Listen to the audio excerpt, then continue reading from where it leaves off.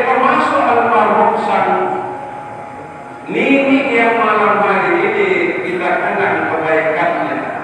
Beliau salah satu tuan guru yang memang mengkhususkan, sehingga menurut kisah ini kisah turun-temurun. Pernah satu hari beliau waktu membangun masjid Baitul Thahir yang ada di desa Sambelia. Kalau Bapak ke Sambelia, ada penggola, sebelah kiri ada masjid, sekarang lantai 2. Dulu namanya Baitul Thahir, tapi sama masyarakat diganti menjadi Masjid Al-Amin. Dulu namanya Baitul Thahir diganti menjadi Al-Amin, nama masjid itu sekarang. Dulu almarhum kakek kami yang ikut membangun masjid. Menurut Sohibul Hikayah, pernah beliau ketika meresmikan masjid itu dipotongkan kambing sama masyarakat. Tapi beliau nggak pakai. Ditanya sama sopir Cikar, beliau pakai Cikar. Cikar. Kenapa tempur nggak makan? Yang pertama dipotongkan kambing, yang kedua diundang lagi dipotongkan ayam panggang. Enak. Kenapa tuan guru nggak makan? Ditanya waktu itu. Kata beliau, kambing pertama itu kambing saudaranya, karena menghargai gurunya kayak kita ini, diambil kambing keluarganya dipotong lalu dimasak. Kira-kira tahu nggak itu? Kata sama kakek. Enggak alam tuan guru kata kusir Cikarnya. Lalu ayam yang kedua itu ayam pertama. Saking menghargai tuan gurunya yang datang, karena dia kekurangan secara ekonomi, ayam tetangganya dicuri, lalu dipotong, disembelihkan, lalu dipanggang, dikasih makan kita. Bayangin, kok tahu siapa yang ngasih tahu? Itu namanya apa namanya? Basyo. Mata batin itu dikasih oleh Allah. Dengan izin Allah dia tahu perkara-perkara yang gaib dalam hal tertentu dalam perjalanan ini. Makanya beliau kalau mengundang di jamaah-jamaah binaan dulu cerita itu, kalau jamaah yang dibina belum bayar zakat lalu sedekah, beliau bilang saya nggak mau makan. Kenapa? Kalau saya makan berarti saya memakan hak orang. You zolim, saya zolim. Udah dizakati belum harta bendanya sebelum disedekahkan? Belum tuan guru. Makan. Kalau tuan guru ustaz macam saya, nggak pernah tanya. Yang penting kenyang. Betul. Yang penting enak. Nggak pernah nanya gimana ini dapat dari mana. Itulah keutamaan orang-orang soleh di masa ini. Termasuk beliau yang membangun Masjid Al-Mujahidin Al-Umar. Betul kan? Saya kalau yang cerita orang-orang sini saya percayanya 50%. Karena saya anggap dia karena gurunya almarhum Nini, pasti ceritanya kan. Tapi waktu saya ngisi maulid di Pondok Pesantren Hidayatul Islamiyah, pimpinan Bapak Tuan Guru Haji Abdul Azim bagaimana? Selesai acara makan lalu diisi. Dulu sang kakek Tuan Guru Muhammad Tahir kalau pulang dari Toya, Dasarlian, naik perahu, kalau pulang aja sering duduk di mata air itu. Di situ kadang sholat asar, kadang sholat subuh. Karena saat itu belum ada masjid, diajak masyarakat jamaahnya untuk membangun masjid di tempat itu. Sampai sekarang namanya Masjid Al-Mujahidin. Makanya kita oleh Allah dalam surah Yasin senantiasa diingatkan, ittabi'u man la yas'alukum ajran wa hum muhtadun. Ikuti orang-orang yang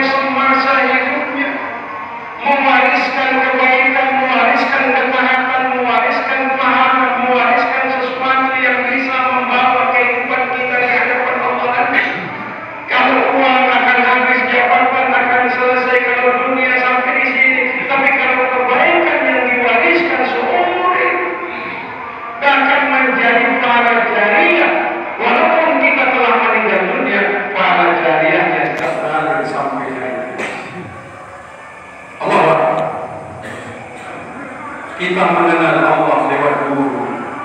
Kita mengenal agama lewat guru. Kita mengenal ketaatan ini ada bimbingan, ada mursyid guru kita yang semasa hidupnya dia tidak hanya mewakafkan ilmunya, tenaganya, pikirannya, ketaatan keluarganya diwakafkan. Termasuk ini kami.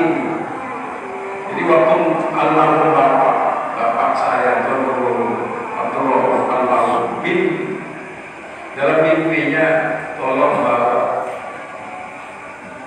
Latif naik ke Gunung Rinjani. Waktu itu saya baru selesai SD tahun 86. Dalam mimpi datang malam Jumat berikutnya, mimpinya sama. Ada Latif naik ke Gunung Rinjani. Datang lagi malam Jumat berikutnya, mimpinya juga sama. Cepat aja naik. Lalu dalam mimpi itu terjadi dialog antara sang kakek dengan almarhum bapak. Gimana saya membawa sang cucu naik ke Gunung Rinjani yang sangat tinggi, saya tak punya apa-apa, dikasih tangga. Apa tangganya? Ternyata tangganya itu tekad, niat baik, kesungguhan. Makanya orang-orang bilang manjada siapa yang bersungguh-sungguh pasti sampai, pasti bisa, pasti dapat. Makanya setiap orang yang kebetulan maaf nanya, ini bangun pondok uangnya dari mana? Modalnya dari mana? Modal saya bangun pesantren itu cuma dua. Modal tekad, modal nekat. Jadi kalau bapak ibu jamaah kalau tidak nekat, nggak sukses. Kalau nggak nekat, nggak jadi pesantren itu. Modal tekad, modal nekat. Saya ini miskin, susah, warisan nggak ada. Saya harus bagaimana? Mau minta tolong sana kemari, orang juga sangat susah. Ini mental apa? Mental maaf, pecundang maaf. Kalau mental pejuang itu, dia tidak berhitung ada uang, ada yang mendukung, ada keramaian, ada banyak orang. Mental pejuang itu dia nekat, tapi dia punya tekad. Dia yakin dengan apa yang disampaikan oleh Allah. Yang Rasulullah, yang suruh Aisyah minta dalam. Siapa yang berjuang di jalanku, bangun masjid, bangun madrasah, bangun pondok pesantren, bangun kebaikan, yang suruh pasti Allah akan mendukung dan menolong. Allah itu modal. Mudah-mudahan perjalanan perjuangan yang ditorehkan oleh guru-guru kita, siapapun guru-guru kita dalam ketaatan dalam ibadah, bisa menjadi wasilah bagi kita untuk terus memotivasi diri. Jangan pernah nyerah. Kalau kita nyerah, kita akan dikalahkan banyak orang. Kalau kita nyerah, kita akan digusur orang. Kalau kita menyerah pesimis, kita akan dimangkai orang. Betul? Apapun profesi kita, apapun yang sedang kita hadapi dalam masalah hidup rumah tangga atau masyarakat, di kantor, di mana saja, tapi yakin kalau kita benar di jalan Allah, kita berada di jalan yang sesuai dengan apa yang Allah dan Rasulnya sampaikan, kita akan disampaikan oleh Allah. Dulu ada orang, agak panjang sedikit ya, ada orang tahun 2018 ada orang datang, ini bangunan belum ada, asrama itu belum ada, baru ada lantai pertama, tiang bisa datang orang. LPD sudah tidak jadi bupati, dia nyalon gubernur, tim suksesnya salah satunya Siden saya lembur. Di mana nasib Al-Aqsa ini? Orangnya masih hidup, masih sekolah. Saya bilang, Sampai hari ini dan detik ini, saya belum pernah meminta 1 sen pun ke Adik. Tanya Adik. Saya pernah nggak bikin proposal untuk pembangunan pondok ini? Belum pernah. 2 kali dia jadi bupati. Saya ngomong di bulan Sahabat, saya ngomong di masjid ini, dihadiri ribuan jamaah. Belum pernah. Saya tidak pernah berharap sama orang manusia. Saya tidak pernah bergantung sama siapapun. Tidak ada hubungannya dengan manusia pondok ini. Hubungannya dengan Allah. Ingat ini. Kalau Allah mau, jangan hanya pesantren sebuah upil tauhid. Pesantren kecil macam ini menciptakan langit dan bumi beserta isinya. Allah bisa sendiri kok. Kalau Allah ridho, pasti berdiri pesantren itu. Betul? Tinggal saya luruskan niat saya. Kalau saya bangun pondok cari makan, gak dibantu oleh Allah. Kalau saya bangun pesantren cari kekuasaan, nyalon jadi bupati, nyalon jadi wakil bupati, nyalon jadi wakil rakyat, Allah membantu pondok itu. Di jamaah pun gak pernah saya ajak. Salah satu bos besar, Haji Muis ini, ketua forum jaga Lombok ini. Saya nggak pernah, Pak Haji Muis, tolong khusus bantu Al-Aqsa. Saya kan kalau dikasih saya terima, kalau minta jangan. Kenapa saya lupa? Mempertegas, memperjelas kemana arah. Ditanya kita ini golongannya mana? Kami di tengah-tengah, berdiri di tengah dan untuk semua golongan. Itu identitas kita. Kita harus menjadi lemparakat bagi banyak kelompok yang ada. Menjadi munzirul kaum. Orang alim itu apa? Pelajar. Apa kata Rasulullah? Orang alim itu pelajar. Sayyidul qaumi khadimuhum, dia pelayan bagi umat. Kayak 2006 pulang kampung ya, saya ditakdirkan istrinya orang Jawa. Mertua saya kalau dihitung secara ekonomi dia apa kaya. Saya bilang sama istri saya ada wasiat harus pulang ke Lombok, meneruskan perkembangan kebaikan. Itu yang saya anggap wasiat. Di sini saya berjuang, di sini saya ceramah, di sini saya apa? Rumah ada, mobil tinggal pakai, harta tinggal gunakan, makan tinggal bawa. Saya bilang sama istri saya, kamu pilih saya atau pilih orang tua? Jadi kalau ingin menguji kesetiaan orang tua, ngomong gitu kan? Sanggup Pak? Kamu pilih orang tua, kamu pilih saya. Kamu orang tua itu di dalam pas lagi bangsa, lagi maju-majunya ekonomi saya. Andai saya memakai uang 501 juta sehari, nggak kelihatan zaman ini. Tapi almarhum Bapak bilang, kamu pulang, saya titip kamu di pondok pesantren supaya ada yang meneruskan perjuangan kebaikan, supaya ada tempat saudara keluarga tanya tentang hal baik, hal yang tidak baik. Memilih orang tua, ya kamu minta saya harus pulang modal apa? Modal mereka. Di sini belum ada rumah, belum ada apa-apa. Ada keluarga bilang, ngombe Ustaz Noleh, apa dekatkan? Di mana dia menghidupi istri dan anaknya, sudah enak-enak di Jawa pulang.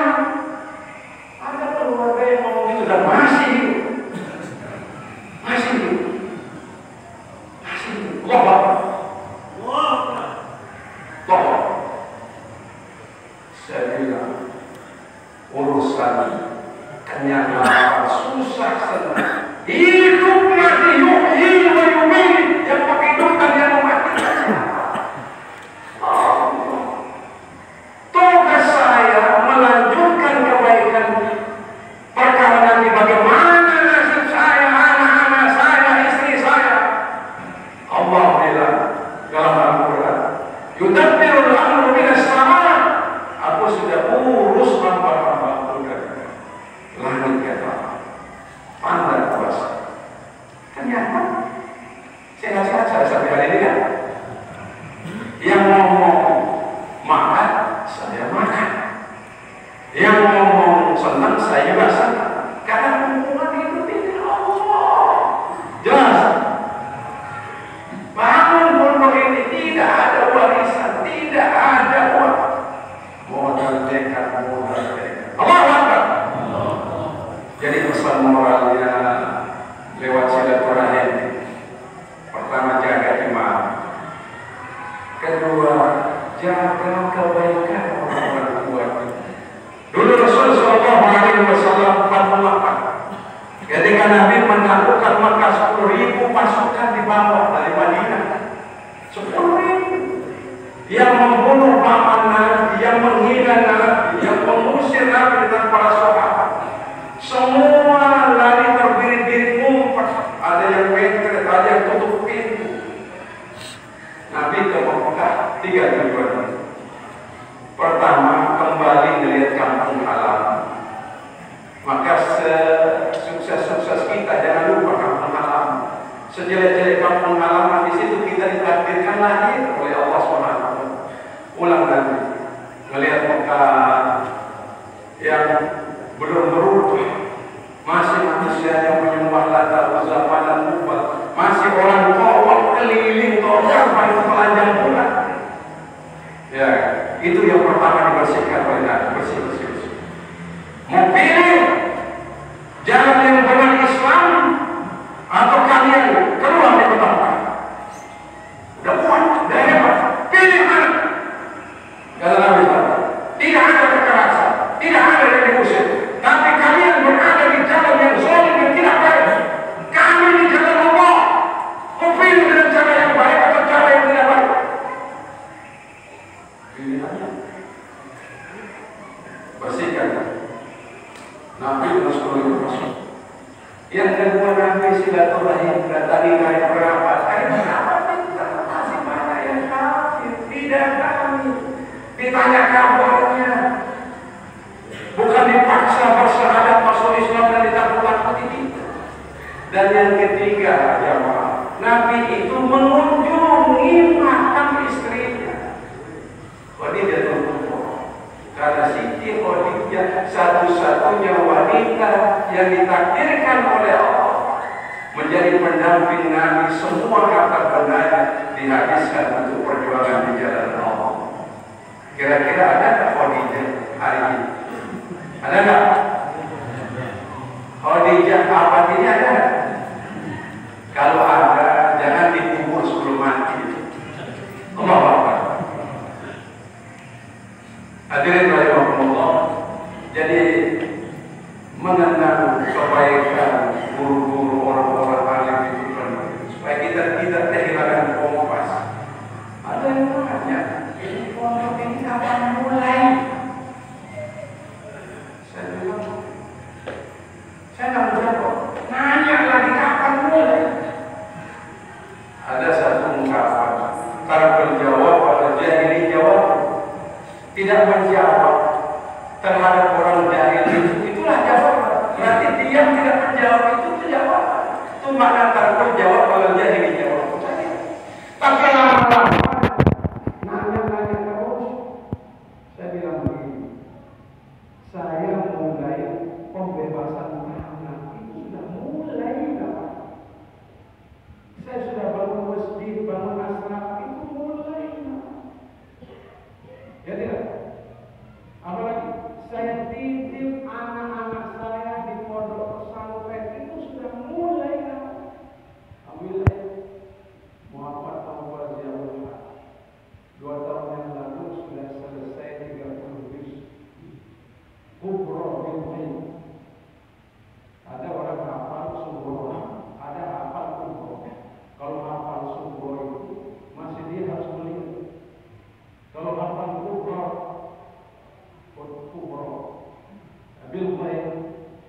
miskin. Dia nggak duit.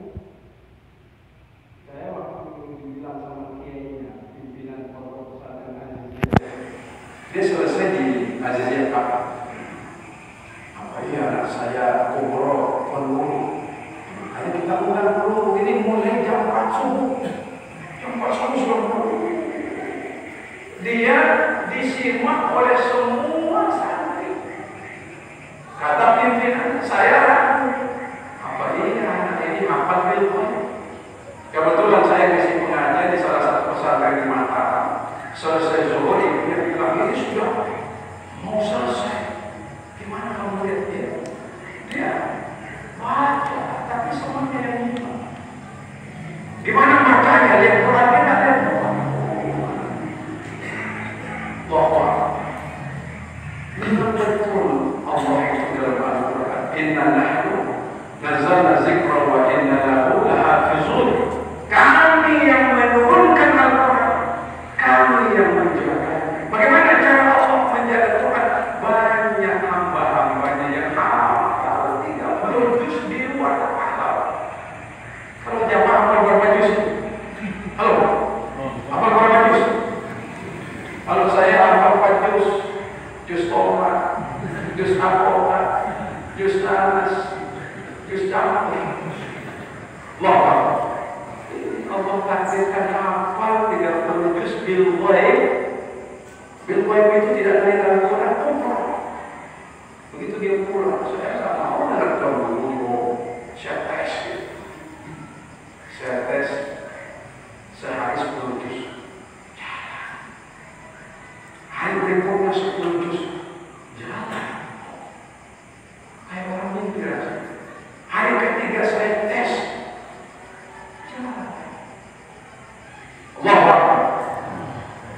Kira-kira kalau kita tambah pondok ini menjadi pondok Hafizul Quran, sanggup?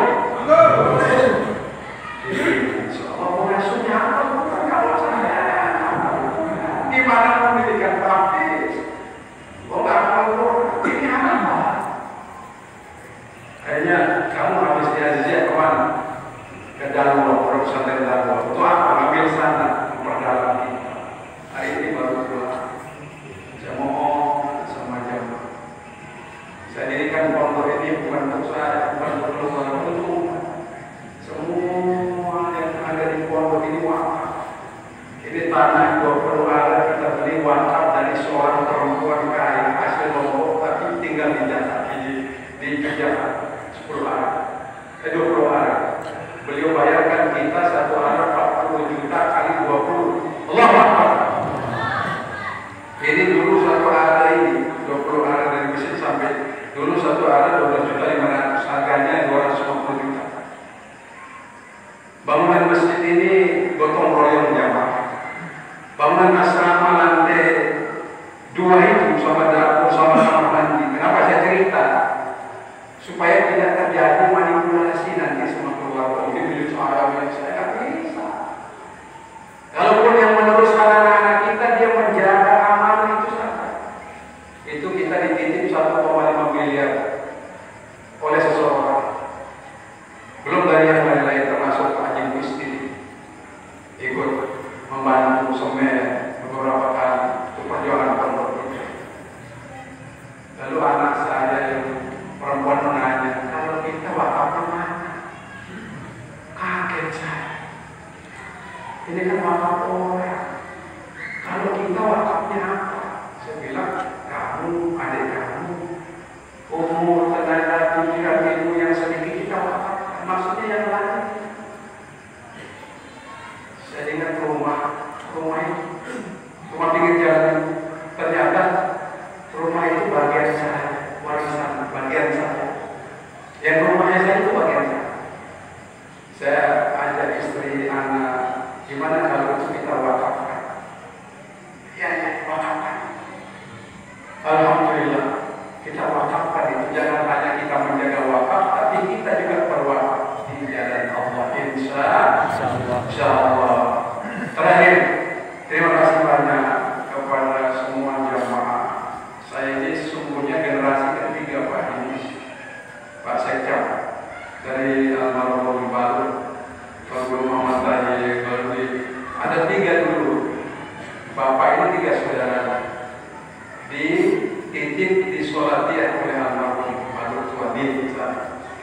Yang paling tua namanya Tuan Guru Jamaluddin, yang kedua Tuan Guru Najamuddin, yang ketiga almarhum bapak. Disuruh ke Mekah, ngaji di Mekah. Ya. Yang paling lama paman itu sampai 12 tahun di Mekah. Tuan Guru Jamaluddin. Yang kedua bapaknya saya, yang lama. Yang ketiga paman Tuan Guru Najamuddin. Itu meneruskan berdoa. Jadi majelis ilmu ini sudah 3 generasi dari kakek, bapak-bapak terus majelis ilmu ini kami teruskan ini. Dan dulu orang-orang tua kami ini, kakek ini hanya bangun masjid, bangun musola, ya kan? Alhamdulillah sekarang ada cucunya, ada baloknya yang mendirikan pesantren yang hafal Al-Quran. Mudah-mudahan itu juga menjadi investasi yang menjadi obor. Maaf, kalau pejabat tinggal hari ini ada yang menggantikan. Kalau bupati gubernur hari ini turun langsung dilantik mengganti. Kalau orang belum tentu 10-20 tahun ada penggantinya. Mungkin kualitas ilmunya, mungkin kualitas amalnya, mungkin kualitas perjuangannya, mungkin kualitas semangat tidak bisa sama. Saya umpamakan diri saya seperti lampu di malam kecil, nggak bisa menyinari mana, tapi itu daripada 100 watt mati. Mana lebih baik? 5 watt hidup, 100 watt mati. Ya lebih bagus 100 watt saat saya hidup lagi. Allah Akbar. Ya, agak supaya jamaah nanya kemana, jelas sekarang lillah, tidak ada niatnya. Kalau saya ingin jadi anggota dewan, insyaallah untuk sekedar Lombok Timur dapat lah. Ya, apalagi banyak muslim, bahwa kaya, pengaruhnya besar, pengikutnya banyak, dekat dengan para pejabat. Masa beliau nggak? Kalau bantu saya sekali saja, kira-kira mau? Oh iya. Tapi alhamdulillah jadi guru ngaji. Saya merasa ceramah itu nikmat luar biasa. Bayangin, dijemput, makan gratis, ya kan? Kasih amplop sama isinya. Makanya sesungguhnya saya jarang menerima amplop, isinya saya ambil. Allah, orang alim itu, ini jamaah perempuan jangan marah. Orang alim itu sebenarnya hiburannya tiga: bangun pesantren, haji umroh, bila mampu. Yang ketiga kali lagi. Itu hiburan orang alim. Dulu milik Tuan Guru Muhammad Tahir itu 4 istri. Paman Tuan Guru Jamaluddin itu banyak istri. Allah Akbar. Kita jamaah dulu, istrinya 1 ya. 1 istri ya. Sanggup? 1 di sini, 1 di sana, 1 di sono. Allah Akbar. Jamaah jangan marah ya. Jadi terima kasih atas kebersamaannya selama ini dalam suka duka, pahit manis, susah senang. Tadi malam saya dikasih tahu, saya bilang begini, saya ini sebenarnya belum pantas disebut guru. Itu saya bilang. Karena kalau saya lihat jelek saya, kekurangan saya, rasa nggak pantas disematkan Tuan Guru Al-Mukarram. Al-Mukarram itu kan orang mulia. Tuan Guru ini kan orang yang nyaris tidak ada salah. Saya ini nggak pantas saya. Andai Allah buka aib saya sedikit saja, mungkin bubar majelis ini. Andai Allah buka jeleknya saya, mungkin jamaah mudah. Jubahan saja, topi saja. Ternyata, kenapa masih dihormati, dihargai, diundang, ada kepercayaan? Allah masih tutup. Itulah kemahabesaran Allah. Makanya lewat silaturahim pada menjelang Ramadan ini dari hati yang paling dalam. Banyak ucapan, banyak ibadah, banyak kata yang kasar, yang tidak baik, yang tidak pantas. Ya sesungguhnya saya nggak pantas, nggak pantas, tapi Allah nggak pantas. Saya lihat orang lain dulu bersama almarhum bapak bangun masjid, bangun musola dengan harapan, tenaganya pikir. Sangat luar biasa keikhlasan, ketulusan, termasuk bagian dari jamaah. Saya ingin apa? Betul demi Allah, dari hati saya. Belum pantas saya dipanggil Tuhan Yesus. Tapi ada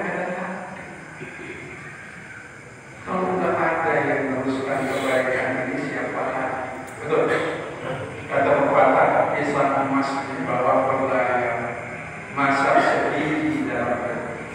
Utang emas bisa dibayar, utang budi dibawa. Oleh sebab itu terima kasih Pak.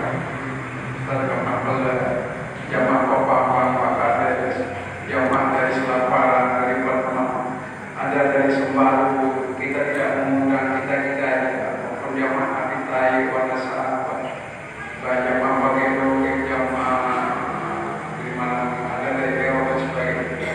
Terima kasih atas kebersamaan selama. Kalau ada sesuatu yang dilihat kurang baik, ya ingatkan saja. Apa susahnya? Ingatkan. Ini nggak baik, ini nggak benar, ini nggak baik. Orang alim itu kan kebanyakan nasihati orang. Sementara nggak ada yang berani nasihati. Makanya saya bilang saya belum pantas, layak belum dipanggil Tuhan. Demi kalau saya mengajak bertahanus refleksi tentang diri saya, mudah-mudahan kita semua diampuni oleh Allah. Yang meninggal dunia diampuni, dilapangkan semuanya. Kebaikan-kebaikannya jadi wasilah bagi kita. Semua kita sehat walafiat, panjang umur, dan dipertemukan dengan bulan suci Ramadan.